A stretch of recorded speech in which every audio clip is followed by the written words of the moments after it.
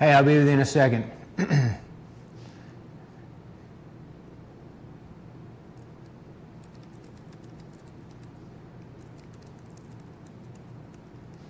We live? Okay. Give me 1 second, everybody. I'm trying to put some final touches on.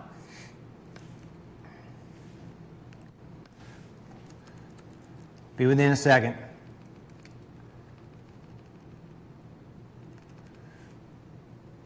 Going to send out the alert so people know. And boom.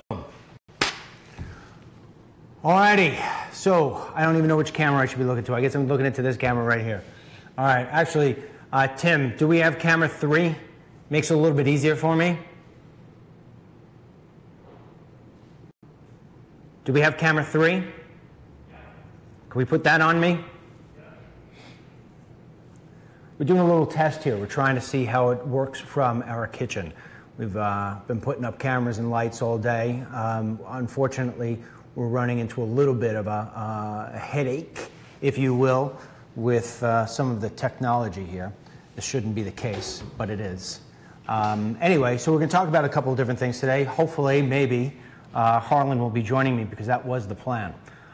He's here in the building, and he's trying to fix some sort of audio problem, which shouldn't be a problem, but it is.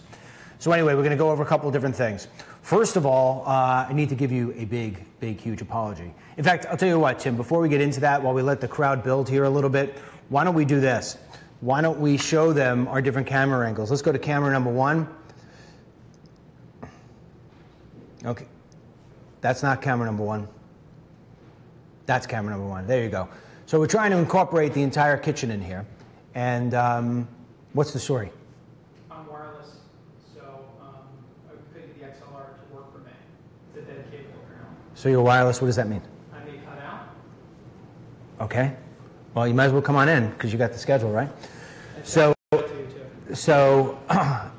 anyhow, so you can see, oh, now you're blocking me completely. So we got to move the chair back like we had it yesterday. Okay.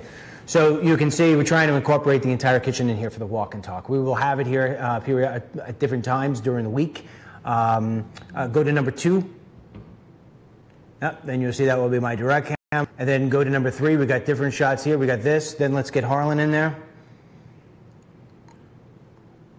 There you go. Got a couple of spots there. So you see we're starting to decorate the kitchen here with some of the goldfish snacks that we have. We're also putting some of the other different stuff that you have sent us. So between this and the new studio in there, we'll have it. Another part that we'll have in here, while I'm letting the audience grow here, another thing we will have is when I interview people here for the walk and talk, when I have guests come in, you will wind up seeing, we'll have another television, we're bringing another television in here, so we'll have a television with me. And also, you can see Prebus is still there. And from time to time, we are going to read some of the emails in there. So let's focus back in on Harlan for a second. Harlan, why don't you do your sound, and we'll see whether or not it works, and you can tell people what it is we're going to talk about here today. 1, 2, 3, 4, 5. You hearing me, Tim? You're cutting out? Cutting out. Okay. All right. Why don't you try to fix that and see if you can't do that, so this way we don't go through this cutting out stuff. Did you say I texted you? Yeah, no, I see it. I see it. Okay. All right, so a couple of things that we're going to definitely talk about here today. I mean, there's a lot of different stuff. A lot of it's same old, so I don't want to go through the same old. I want to try to switch it up a little bit, give you some new news that I think you would want to know about, some stuff that will be a lot of fun to talk about in the future, like when we start cooking here on the Walk and Talks. I'm going to want you to send me all your recipes. We'll try making your recipes. I'll probably just destroy them, but I will at least eat whatever it is that we create. All right, so first thing, we're going to play a clip here for you. Last night, I think Herman Cain, I felt like I was listening to an older Southern version of myself in an African-American body. I have been telling you for a while now that the way that we need to fight back and try to help President Trump and help making America great again, trying to get our agenda through, all right, and get back on track instead of talking about all this Russia garbage, is that the president needs to know, that the American people who support him continue to support him, that we haven't lost our faith, that we understand the fact that some of this stuff that they're trying to bring up is just absolutely ridiculous. And he needs to know this. He's one guy, and he's sending out messages, and he needs more messages coming in. So Herman Cain last night got on Sean Hannity's show, and he said something, and he gave out the phone number to the White House, which I think is great. So, Tim, if you got that clip, let's play that clip. And his administration know that the American people have his back. The liberal media doesn't have his back. We know that. The Democrats don't have his back. We know that. And even some Republicans, as you indicated, don't have his back. The American people has his back. So to the American people, you need to call 202-456-1111 and let the president know that we have his back. We are fighting back. Okay. Did you see that? Go to camera 3. I'm more comfortable with camera 3. All right. You need to call 202-456-1111. You need to call. All right? If you've got a phone call that you were going to make today to your cousin, you're going to make a phone call today to your friend. If you're sitting in traffic, I don't care what you're doing. You take the phone and you dial 202-456-1111. All right? And what you do is you tell the President of the United States that you are 110% behind him. Now, what we're going to do is we're going to call right now on my phone. All right? We're going to call. So give me a second. Let me get this thing on speakerphone. Oh, my goodness. I'm so bad at using these things. Give me a second. How the hell do I get back to this? Keypad. How do I do this? 1202. What is it? 456. Is it 456? 456 1234. Let's see what happens. It's busy. It's busy. Wow. That's the beautiful thing. It's busy. So you just keep on keeping on, okay? You drown that White House with phone calls today. You drown it today, you drown it tomorrow. You make it a news story. Make it a news story that the phone lines at the White House were crippled. And I'll tell you why it's so important that you do this. I remember I was in a conversation during an interview for They Come to America 2 with Congressman Peter King. For those of you who've seen it, you remember the scene. He and I in his office were talking about the stuff that's going on down at the border. And at the end of the interview, we had the cameras rolling. In fact, Tim's dad was my cameraman. And we had the cameras rolling, and I figured, let me ask him some questions that are outside the realm of what it is that we've been talking about. And I said to him, Congressman, the American people are completely fed up with all of you in Washington, D.C. And he, yeah, I know. And I said, they feel as if nobody is representing them anymore. And he says, listen, they've got every single right to feel that way. What is the best way, Mr. Congressman, for Sally Jones and Billy Smith to get in front of you? What is the best way for the American who's frustrated, who isn't maybe a political wonk, who is just so sick and tired of being sick and tired? What's the best thing? Is the best thing to get a picket and a sign and be in front of your building? I mean, because I don't think many people really like to do that to begin with. They don't have the time. Is the best thing to send an email? Is the best thing to send a letter? What is the best thing to do? And he said, honestly, I can't believe I'm going to be telling you to do this right now because I think it's going to backfire on me. I said, well, what is it? He said, people come to the office and they stand outside with a sign. He says, they're otherwise annoying. He says, they send an email. I get so many emails. We take a look at them when we can. Sometimes they put them on our desk. We're so busy, we go through them. He says, you send a letter, it gets mixed in with the different stuff that we get in. We get piles of letters like this. He says, but if you bust up my phone lines, he says, you just shut my day down. You shut my day down. If the people who are on my staff cannot operate, if the people on my staff are ready to pull their hair out because the phone will just not stop ringing, he says, that message is going to get to me because I'm going to ask I'm going to say, what the hell is going on? And I need to, what's the problem? Why aren't we getting communication back and forth? And so what will ultimately happen is that he is going to address what it is that you have a problem with. That's one thing you need to know. You need to know that you have to use the power you have, the cell phone or the house phone, and you need to call that number. You don't stop calling that number, because I can tell you already, I assure you, that the President of the United States, no matter where he is in the world, he is going to get that message. Somebody from the White House is going to call and say, Mr. President, I just want to let you know that we just can't, the phone calls are coming in, are literally breaking the system of support. And you know what President Trump's going to do? He's going to tweet about it. He's going to tweet about it. And he's going to thank Herman Cain. I guarantee you, as much as I have a black shirt and a tan hat, and I haven't shaved in days. Are you working again? Yeah, I'm working. It's working? What did you do? We had to fiddle with the line. You fiddled with the line, and now you're It's not reassuring, but yes. It's not reassuring. Yeah. So do you agree with me? Absolutely. Do you agree? I mean, this prediction, do you agree? Absolutely. And one of my favorite, well, first of all, let me say, during the Obamacare vote, I was working in a congressional office temporarily helping out. And it was a Democrat that was on the fence. He was like a blue dog, mainstream Democrat. He was socially conservative, you know. And he was on the fence. He was thinking about not voting for the Affordable Care Act, Obamacare. And he got so many phone calls in saying, if you vote for this piece of trash bill, this is back in 2009, 2010, if you vote for this, we're going to vote you out. And I could see the expression on his face. This is Congressman Larry Kissel. He's since been voted out because he decided to vote for it.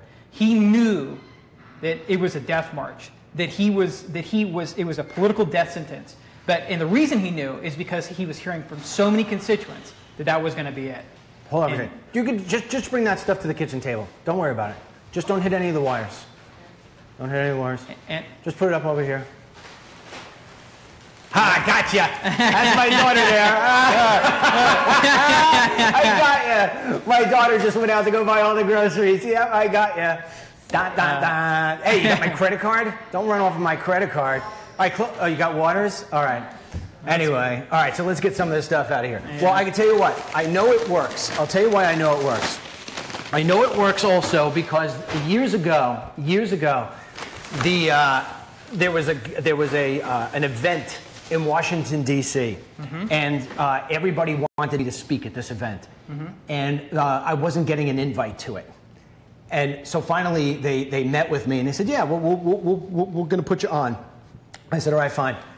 And then they came back and said, no, we have no more room. Yeah. I went on. At this time, I didn't even have 1 million people like I have now. At that time, I had maybe 100,000. I said, here's the phone number to the guy who just screwed me.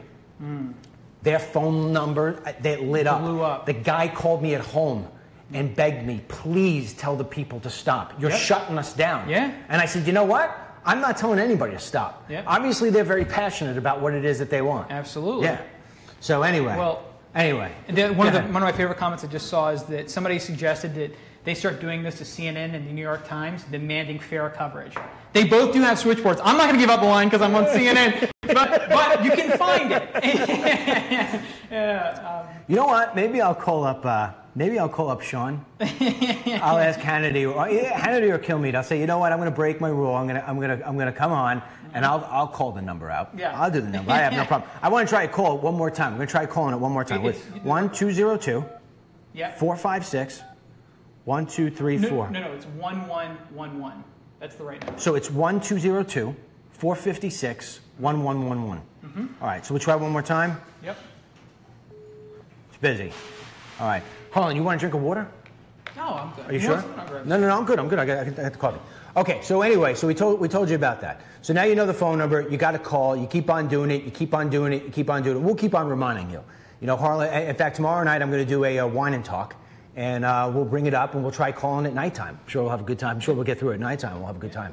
Can you imagine that, me calling during a wine and talk? Right? I got to make sure that I limit the amount of wine that I have. Well, maybe I should. Maybe I should pour a little extra wine before I make the phone call. Okay. All right. So anyway, let's keep moving on. So the next, what else did we have here on the agenda that we were going to talk about? Well, we had Comey, right? The Comey thing. So in terms of the New York Times? the New York Times and that clip of him from May 3rd. Okay. Which he may have incriminated himself. Yeah, let's do the New York Times thing first. I'm a little familiar with this. Okay, I'll dive set it into up. it. Yeah. Okay, so last night, and by the way, I want to apologize. I did something last night that I've never done before, and I sort of did it inadvertently. I did it on mistake. Well, I didn't do it completely on mistake. I did it not thinking, and I want to apologize. The last few days here have been absolutely insane, and they've been insane because the news cycle, the breaking news that's coming on with the special prosecutor and all the different stories that are coming out, whatever. Then, of course, yesterday we had the New York Times, the New York Times, the Times Square fiasco. Mm-hmm. I mean, so we're going through all that. Harlan's sitting here trying to he's got a deadline to get all this stuff all up and running. I mean, he literally took everything down and put everything up. So when it comes to the website and getting stories out, he's useless to me in the sense that he's just so absolutely caught up with all this stuff. My son got delayed. He was supposed to be home in the beginning of the week. His car broke down as he was about to get on the auto train. He got delayed, so I didn't have him. Anita is on vacation this week. So when it comes down to it, I have been basically doing everything with my writers on the website from the crack of dawn to the time it hits 12 o'clock. So last night, it wound up becoming like 11 o'clock, and I had not, in fact, just so people know, my daughter would attest to this, is that I'm in the car, she's driving, I'm in the car doing articles and sending things to people. Last night while we were driving home, I actually dictated to her what the letter to the president was. Oh, yeah. She's like, "Oh, this is a great letter, Dad." I said, "Thank you." So I said, "Just save it. I want to make sure that I take a look at it before I send it." Well, I didn't get a chance to send it. Long story short, I didn't do it until 11 o'clock. And I'm so used to, after I put the letter out, I then send it to Trump's number one person. Yeah. And then I go and I put out the alert to the app. And I did that not realizing the fact that it was 10 after 11. And so I had one woman come in and say to me, "Dennis, I love you, but at the end of the day, you just woke up my baby. You know, it's not breaking news. You didn't need to send me at 11:15, you sent the letter." So my apologies for doing that. It's just so routine on me, and I was so tired at that time. Yeah. I was just like, I forgot it. So I apologize. But I can't remember. Oh, so while I was doing that, that's the other reason that distracted me. Last night, late at night, the New York Times put out a story, for those of you who haven't seen it, that they actually have a named source. This guy's last name is Witz. I can't remember what his first name was. But he basically said that Comey has told him, they're friends, he works at the Brookings Institute, which is a think tank, which is, as far as I'm concerned, completely absolute liberal. And on top of that, what they don't tell you is that they get their funding sources from all over the world, foreign nations, this Brookings Institute, of which many of them are Middle Eastern countries. But that's another conversation for another day, okay? So to that extent, this guy gets on the phone with one of the reporters at the New York Times and tells him that in the dinner conversations that he has had with Comey, that Comey said that he was very uncomfortable and I think it said unsettled with the behavior of the president. And that the president actually called him shortly after being in office and said to him, "Hey, when, by the way, are the feds going to put out some kind of message that says that you are not investigating me personally?" And Comey allegedly, from what he told Witz, is that he said to the president, "Mr. President, it is not appropriate for you to call me and ask what is the status of an FBI investigation. You need to go through the proper channels, which is that you need to go to the White House counsel, and they will therefore send me something if they want to know, and if we want to respond and how we respond, we will. But this is not the way it works." And so he said that what he was trying to do, and that what he has been trying to do over the course of time, is bring the White House, a rookie White House, up to snuff, in the sense that he was trying to, get them what the guidelines were. But at the same time, he said, Reince Priebus also had asked. And so this is all coming through this guy, Witt. And this guy, or Witz, I don't know how to say it. Yeah. But this guy tells the New York Times that Comey became very uncomfortable and like in a sense turned off by Trump, like didn't want to be around him, that he actually tried to embed himself in the drapes, that big room that we always show in the B-roll. I think Tim has it. Tim, you know that B-roll that you have of Comey where he's walking across the room and then Trump's there and there's like the press there and stuff like that and he sort of goes to give him a hug? Do you got that? Take a look for it, see if you can get it, and we'll play it. Tell me when you got it. I could hear you from the control room. Just let me know before you play it. So Mr. Wittes turns around and says that Comey, when he was coming across the room, you know, he could see that the gesture of Trump was that Trump wanted to give him a hug and that he didn't want to be anywhere near President Trump and that he was trying to blend into the drapes so this way he wouldn't get picked off. Yeah. So this is the message that he has given to this guy, Wittes, and Wittes said that basically President Trump made him feel unsettled. Okay, that was that story. And if we get it, we'll stop and we'll play it. You got it, Timmy, or no? Don't worry about it. We'll move on. The other thing is people keep saying to remove the live sign. So Facebook has changed. What's that? Where they put the live logo. Where is it? We don't have it on our screen. So if you guys are seeing that, it's covering Dennis's face. It's on mobile. It's like at the top of your head. Really? Yeah, it's in the center of the screen. What is wrong with them? Why do you keep touching stuff, Facebook? Yeah. Unbelievable. I only say it because I keep seeing it. And people think that it's us, and it's not. All right, why don't you tell? I'm going to take a look at my cell phone. Yeah. Because I'll change where my seating is. Why don't you take over and explain to them? No. Oh, okay. Explain to them about the next thing, about the thing with Comey while I take a look. Yeah. So it seems like it's been a never-ending story with Comey. Tim, do I have a tight? Yeah. So it's been sort of a never-ending story with Comey, and it's a drip. I feel like, and I'm going to get into this story. I feel as though Comey's started to be caught in a little bit of a lie, and it started out with them. There's no question that he pushed this story through back channels about there being a memo in which he claimed that he was being compromised by the President of the United States. But we have a clip that has kind of taken the world by storm over the last 24 hours of Comey just days ago, on May 3rd, testifying in Congress, saying that he had never been compromised by anybody at the White House, by anybody at the Justice Department. Now, Tim, let's play that clip, and I'm going to tell you why I feel like he's been caught in a lie. Senior officials at the Department of Justice opposes a specific investigation. Can they halt that FBI investigation? In theory, yes. Has it happened?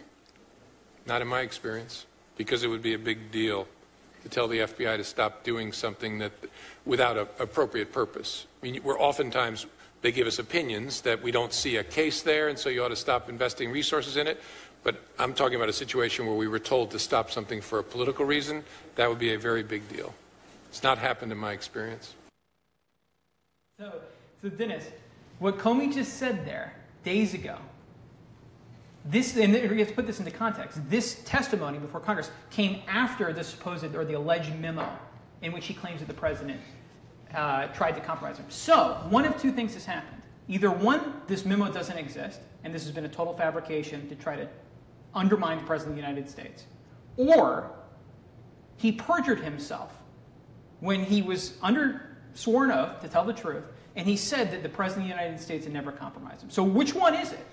Or there's a third one. Okay. You ready? If you are going to work for me, you are no longer permitted to be on CNN.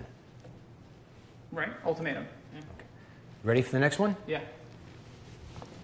I can't understand for the life of me why you continue to go on CNN. Okay.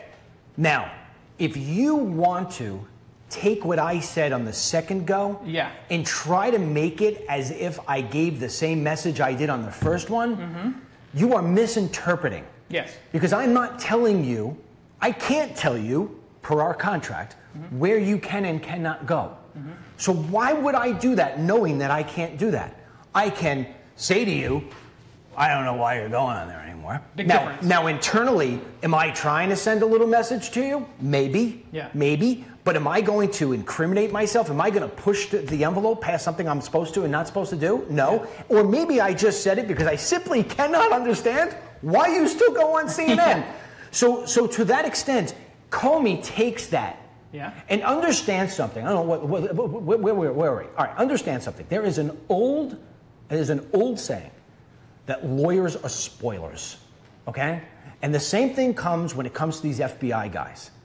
They sit there and they're taking all their notes. If he's going to sit there and take every single last thing literally, and that's the way he's going to make his notes, okay, and he's going to take things out of context, well, then if you're reading the letter and that's what he's doing is he's taking the notes as in, Dennis no longer wants me to be on CNN. No, I didn't say that. I said I can't understand why. That's the way Trump talks. Yes. So that's the third case scenario. So you've got what Trump did say, but it's completely misinterpreted in a way that now is making him look like he tried to stop an investigation. But the timeline's important. And this memo is said to have come quite some time before this testimony. So either he reconsidered what he wrote in that memo, or he perjured himself. If the memo is written as the memo claims it is. You don't understand what I'm saying? Yeah, but here's the problem. The missing part of all of this is Comey. Yeah. We don't, Comey hasn't stepped up yet, which I think is a little bit dirtbaggish, to be quite honest with you. Well, why would he? He's getting what he wants, right? Attention. And he's pissed off at his former boss. And he doesn't like Trump. I don't think he, let's say, for instance, the stuff that this guy Wittes just said. Yeah. He doesn't like Trump. Yeah. Now, you've worked with people before you don't like, sure, right? But you still got to work with them. Yeah. I've sat there before and said to my wife, listen, I can't stand being around this person. I got no choice. I got to be there. I got to do it. I mean, I can tell you that there were plenty of people at Newsmax I'd be like that. Sure. I'd be the first one to say it. Here you go. Here you go. I'll tell you right now. I hold nothing back. Steve Malzberg and I did not like each other. Really? Oh, yeah. He didn't like me. Yeah. He used to love me when I'd fill in for him and we'd get a nice audience. Oh, it was the cat's meow. But then when all of a sudden this started and I was the #1 show, I mean, he literally, I went up to him one day and said, hey, Steve, whatever. I said something else to him about something with Chris Christie, whatever. 2 times. Wonder what?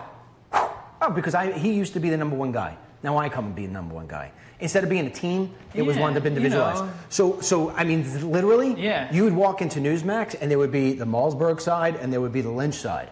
Now the good news is I held all the cards at that given time because I'm the one with the rating stuff. So he always felt as if, like, and I had, you don't want to talk to me, don't talk to me. Yeah. But the point being is that I would go home and I would say something to my wife, like, I can't stand. And she'd say, hey, he's in the same place you are. You guys are on the same team. You got to keep it together or whatever it may be. And you just get past that. I think Comey probably went along those lines. But here's the thing: even though he doesn't like the president, even though he's pissed off he got his job, he got fired, he has a responsibility as an American. He sees how much turmoil this is causing. He sees with all these different things, there's national security stuff at risk. Absolutely. And he's letting it go. All he'd have to do is put out a damn tweet. All he'd have to do is get on television one time. All he'd have to do is anything and just say, listen, the guy said it, and he said it in sort of, loosey kind of way. I don't really think he was trying to do anything. This is over. Should Trump have handled the firing differently? Because, you know what I'm saying? Because Comey was in L.A., they sent a letter to his office in D.C., he had to have one of his subordinates open the letter and read it to him over the phone. He found out originally through the news, like looking at TV, and thought it was fake. Honestly, no. I'm a big defender of the president. I know what you're saying. But that's not real cool. Harlan, the fact of the matter is that the way that the president has gone about a lot of things have not been the smartest way of going about it. I mean, I actually last night I watched Fox News at 11 o'clock because I was trying to see whether or not they were doing this New York Times thing. Yeah. And right before 11 o'clock, and Sean wasn't covering it. I guess he wasn't live. I have no idea. And Tucker came on. And so I'm rewatching Tucker's opening statement from 8 o'clock. And he said, the president isn't the best manager. The president, he's doing things reverse end that he should. He's sending out tweets that Dick Durbin said are ultimately going to hang himself. People are starting to come to where I was a long time ago about these tweets. They got to stop. he went about the firing of Comey in the way that he's been going about things his entire life. If anybody thinks that this guy is going to change the way he does things, he's not. He's not. He's not going to do it. The way he went about the ban was poorly done. The way that he shouldn't have tweeted yesterday that this is a witch hunt. He just keeps on doing those things. So there is a certain level, and Tucker said this last night, where he's bringing a lot of this stuff upon himself. But at the end of the day, whether he fired Comey by just screaming it out, hey, you're fired, or whether he sent him a letter or whether he went through the right channels, the guy had to go. Yeah. That's the bigger thing. Here's the problem. They're treating Twitter and Facebook and the little bit of press that the White House team does as the only form of communication. And when they when they roll out a big thing like the ban, or they roll out a big news event like the firing of James Comey, they should have talking points ready, and they should have reasons for why they're doing these things, an explanation to the American people, and not just flying by the seat of their pants. It's not that their decisions are bad, it's that the rollout is really bad. And I'm not sure, does that come from the top, or is it because they're incompetent people running his communications shop? I think from what I know about Donald Trump and the people who I have talked to over the course of time, he expects unbelievable amounts of loyalty. He wants more loyalty than he gives. Yeah. Okay? He expects loyalty, and he expects that you're going to talk about him in a good light. If you don't talk about him in a good light, go ahead, you go through the camera. If you don't talk about him in a good light and you don't offer that ultimate loyalty, then he has a problem. I'll have a water too, bud. Yeah. Then he has a problem. All right. Then he gets off. Then he gets off. I think that some of these White House staffers are a little bit intimidated by not knowing what he's going to do next. They're all feeling like they're walking on a bit of thin ice. Like, I'll give you an example. The Kimberly Guilfoyle thing. Yeah. She says that she was talking to him about this press secretary thing. If that's the case, if he really was, and he's entitled to do that if he wants, he should have told Kimberly Guilfoyle, don't ever say a damn thing about our conversation. And if he did, I guarantee you Kimberly Guilfoyle would not have said it. Would not have said a thing. Yes. Would not have said a thing. And now instead what she's doing is she's loose lips and she's out there and she's doing all the different stuff. Oh, yeah, blah, blah. And Spicer's like, wait a second. Nobody's telling me this stuff. So they're all walking around with eggshells.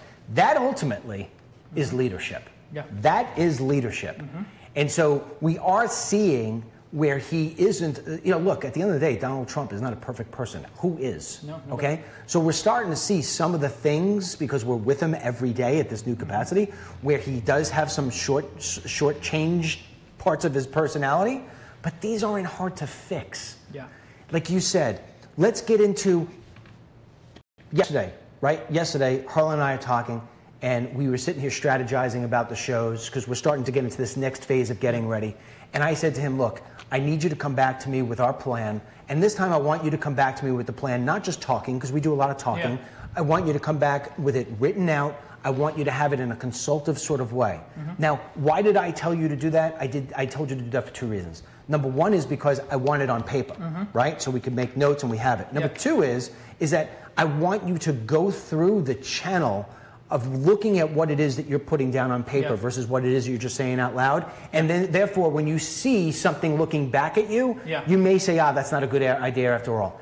I would love to see the president slow down a little bit and do that sort of thing, saying, okay, this is how it is that this stuff has to go. What do you guys think? Or come to me and say, how should we put our communications out? How do you think we should go about it? And really sit there and say, I know that you may be telling me no more tweets. I want everybody to be honest with me and tell me ultimately how you'd like it to work. You know what the problem is? No one's ever figured out how to manage Donald Trump. You can't manage Donald Trump. I know that this sounds crazy, but that's an unusual thing. I mean, I can remember I was on a very big Senate race, and it was when I was just starting in politics. And the candidate was in the room, and he was a sitting U.S. senator, and I referred to him as boss. After he left the room, the chief consultant said, he's not the effing boss. I'm the quarterback, and he's the football. And we won the race in a landslide, and it was a race that we shouldn't have won to re-elect this guy. And that changed my perspective. And I started to see this on a lot of successful campaigns and a lot of successful teams. The candidate often doesn't know, they're not thinking strategically. They're a leader in a different capacity. But in order to be politically successful, and oftentimes, I think you need somebody that has a different skill set than the candidate would. And that President Trump has never found that person. And he ran a successful presidential campaign, but nobody can manage him. And I think that he needs help. You know, no disrespect to you. Yeah. I think the word manage him comes out wrong. I don't mean that. But I know exactly what you're talking about. Yeah. See, what you're saying is that the president is never going to get into the nuances. He's never going to get into the nitty-gritties. Yeah. He's just not going to do that. Yeah. He is the spokesperson for the policy. He is the salesman.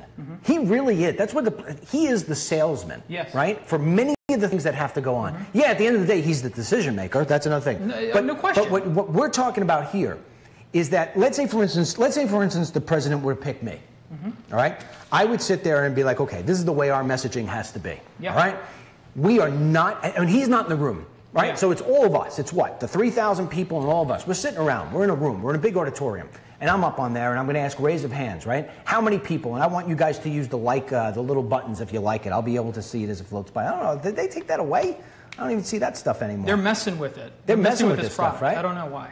Okay, so we're all sitting in a room. I'm sitting in the room with you guys. And I say, here's the way that it should happen.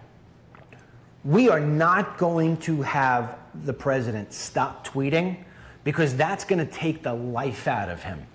That's why we ran a poll today. Should he stop tweeting? Should he continue to tweet? Or should he tweet like DML has said, just about the issues? Okay? 80% of the people, I think, at this point have taken that poll, said, listen to what DML is saying. Keep tweeting with the issues. If we take away his Twitter, it's like taking away the beach ball from the little boy, okay? And I don't mean any disrespect in that. I'm just using an analogy. What we have to do as a team here, a communications team, is we need to help him get this message out, and we have to do it in the right way. He needs that tweet. He needs to see how many people share the tweet. This is why it was so important to him, Harlan, how many people showed up to the inauguration. This is why it's so important to him what his ratings are on television. He needs that. That's his fuel. So a lot of people blame him for that. A lot of people call it egotistical for that. I don't blame him for that. That's what gets him going. That's what gets him excited. Yeah. So we need to give him that level of excitement, but we need to control it. So this way he doesn't get out of control with it. So what we do is we're going to form that message every day. We're going to go to him with a couple of different tweet ideas and say, Mr. President, what do you think about these different tweets that go out for the day? When he picks the one that says, I want to send out a tweet that says, Comey is a loser, we say, Mr. President, the backlash, and this is where I don't think what I'm saying right here happens. Mr. President, the 3,000 of us have been together, and we've been thinking about this. And if you do go with the Comey is a loser, the one that you suggested, we did a raise of hands, and 2,900 of the 3,000 people that were in the room think that that's going to come back and hurt us later on. Yeah. We don't think we should do that. If you need to put something out to that degree, why don't we put something out that says, you know, it's really important for the intelligence community and the White House to have a cohesive relationship. We need to move in that direction. Why don't we do that? Well, I'm with you. You got to make him see the light. I don't think that's happening, Harlan. It's coming out this way. It's certainly not happening. It's me saying to you, put out a tweet today that says, Facebook sucks, I want it to die. And it's like you going away saying, oh my goodness, and this guy wonders why he can't get his numbers up. So do you think that the people that are currently in the White House, because there are smart people in the White House, including Ivanka and Jared, do you think that they're unwilling to confront him with these mistakes? Yes. Like the tweets? Yes. So you don't think that they're in there telling him this all the time and he's just not receptive to it? There was somebody on television the other day, I can't remember who it was. It was a pro-Trump guy. Yeah. I think it was, I can't remember what it was. It was a clip, it was sent to me. The guy said the problem is that when you go into the White House, everybody's walking around, there's no coordination, whatever, and it's like people are walking around with President Trump like Mr. Magoo to make sure he doesn't do something that's just crazy off the wall. And I was like, wow, if that's really the way it's happening in the White House, that's a little scary. Mm-hmm. And they said, and then they were talking about it. He said, no, I just, because they don't know what he's going to do next. Mm-hmm. And going back to where I was trying to make the example, maybe I didn't make it good enough. There's no process. There's no way of getting the communication out based on a process. But see, the process before the the words could go out, the outline has to be there. There's no outline. So Ivanka can't be at his side every single time. Yeah. So if he's sitting there and you're next to me, and I say to you, all right, Harlan, we're going to send a tweet right now because I'm reacting off Fox News, right? And I say, oh, send out this tweet right now. Comey is a loser. What happens is that person is afraid. Yeah. And they put it out. There's no red alarm. There's somebody who's got to sit down with him and say, listen to me. Actually, let me just go on my soapbox for one more second because I want to say this. I thought about this the other day and then I hand it over to you. If I had the chance to sit with the president for 5 minutes, what would I do? This is what I would say to him.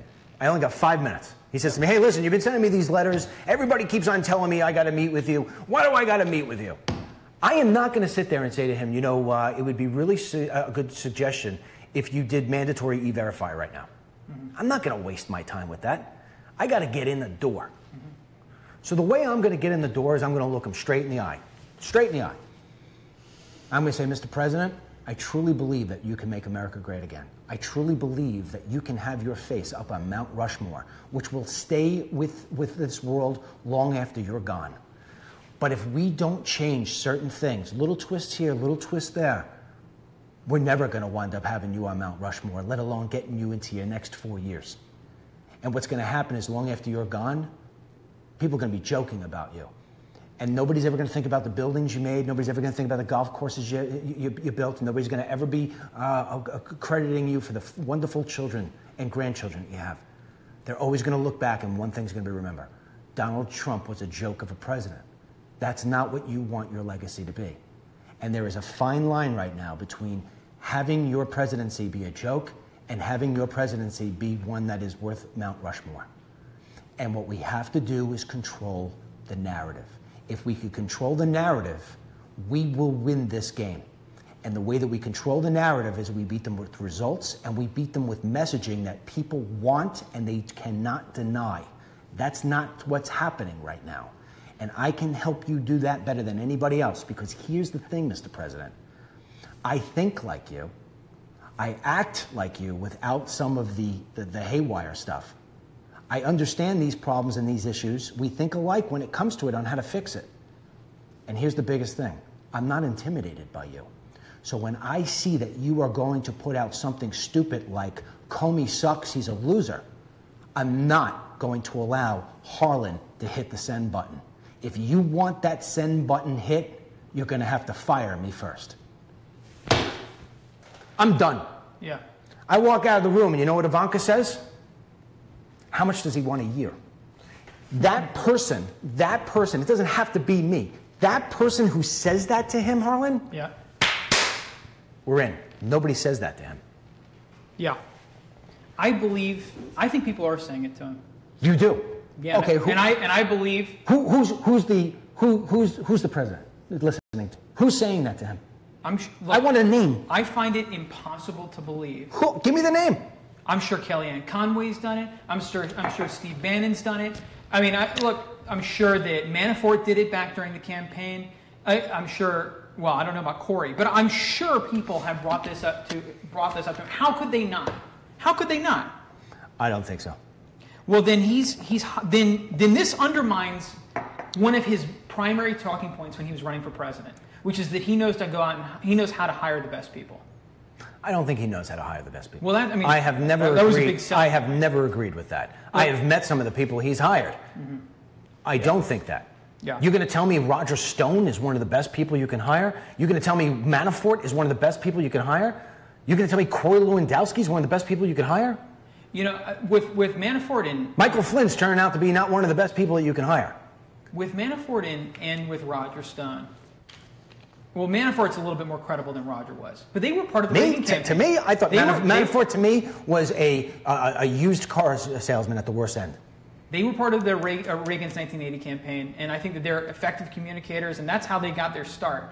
And I think that they have solid political instincts that a lot of other people don't.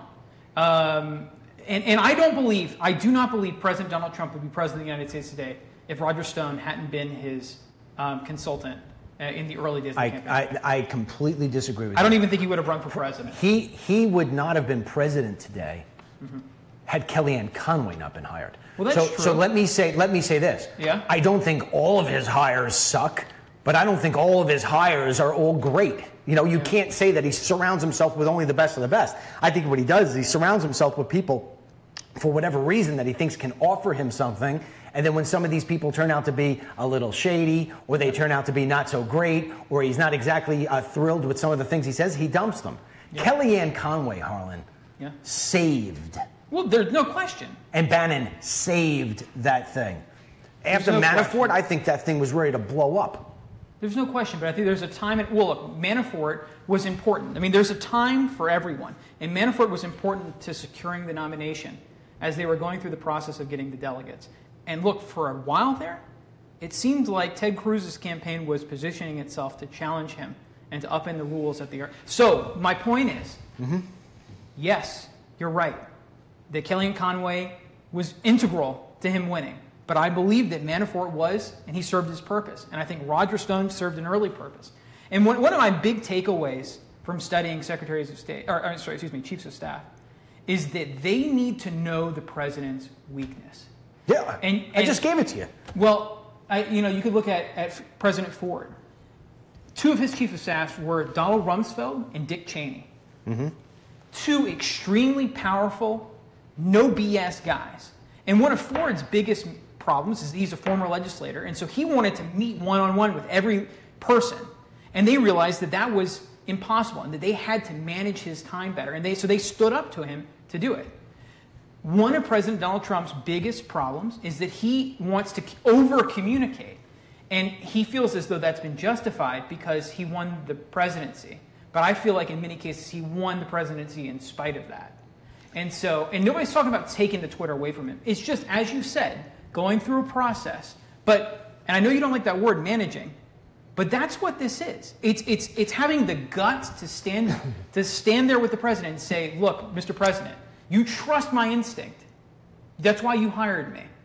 And I'm willing to put my job with you on the line because I think it's that important that you not make a mistake.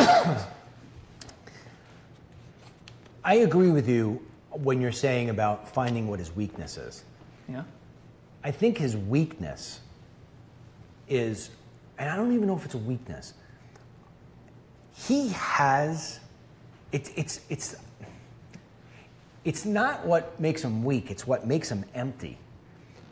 You know, he said that Comey is a showboat, and I don't mean this with disrespect, but, you know, look in the mirror, Mr. President. Mr. President loves the camera. Mr. President loves the focus to be on him. Yeah. No, I'm not saying it as a of course. No, I'm backing you up.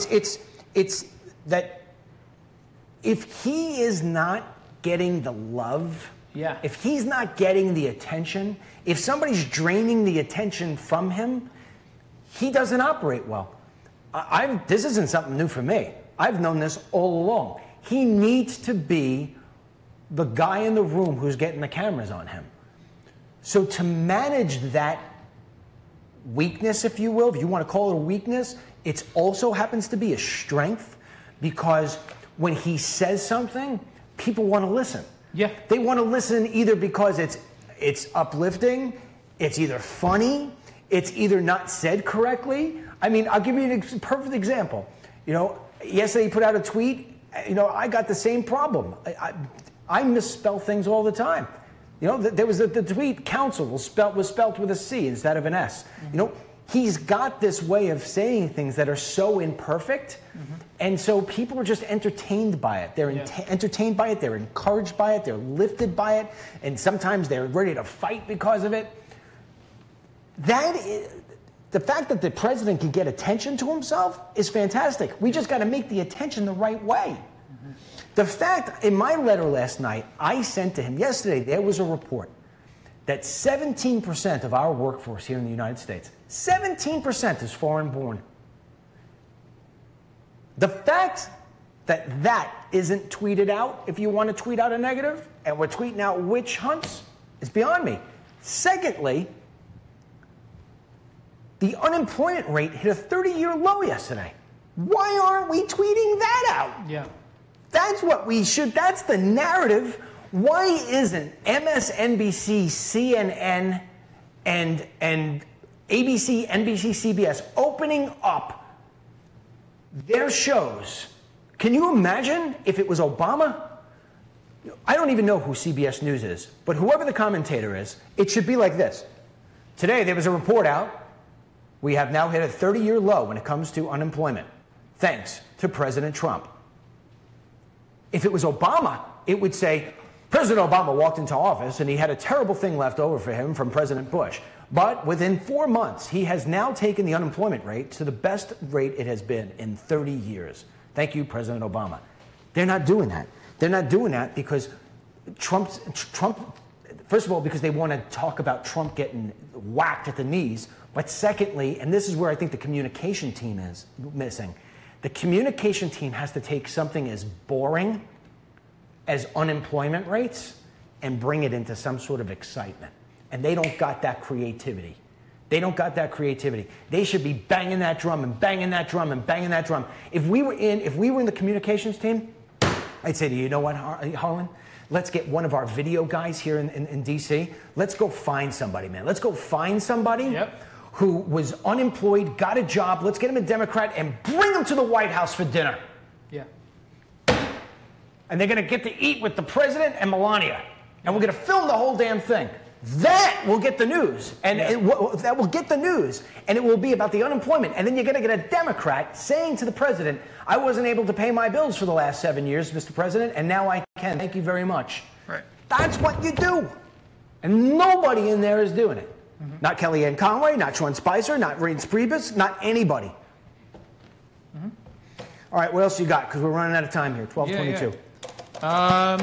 By the way, I don't know if you guys like the new logo. I love the new logo. I love the new logo. I love the way it looks on the screen. We're going to have a little tagline. We're jumping around with different ideas, but right now it's sort of, we're thinking real news all the time. And so that's, and I'm going to have Harlan make some really cool things where the clock spins, and he doesn't know it yet, but he's going to be busy working on this stuff.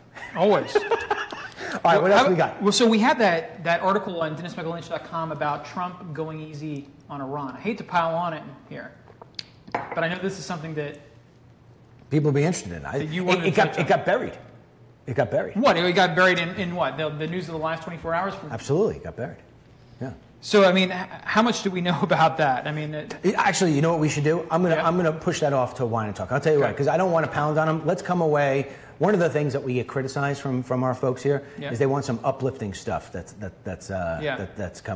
coming through. So, we have anything on our list that's uplifting? We touched everything. We touched everything on I mean, the other thing was stocks are rebounding, but that's great. That's great. Let's talk. I think that's very important. Yeah. I think that's important. Well, I looked at my portfolio. Yeah.